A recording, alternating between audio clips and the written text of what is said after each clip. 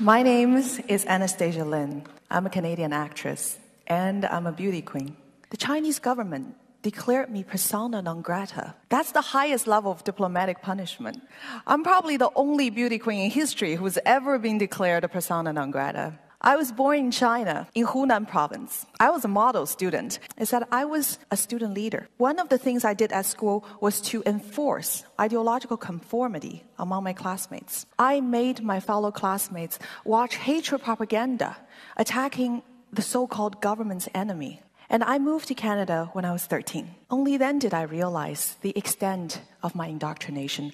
I learned about the truth of Tiananmen massacre, the truth behind all those persecution of ethnic and religious minorities. I have learned the truth behind the hatred propaganda that the Communist Party made me complicit by helping to spread. I realized that I had been lied to all my life. And once I came to understand that, I wanted to find a way to contradict it. As an actress, I've acted in movies that shed light on human rights abuses in China.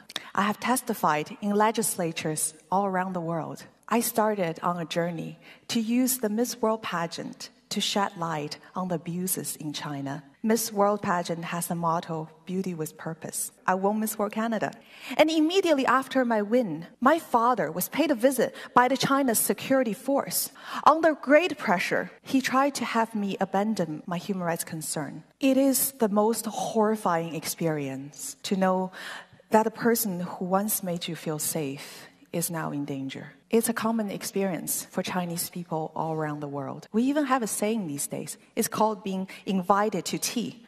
That's when the Chinese police issue a vague threat of reprisal if your relatives overseas don't adhere to the correct political view. That's when they show you who has the baton, and they won't hesitate to use it. I am still afraid.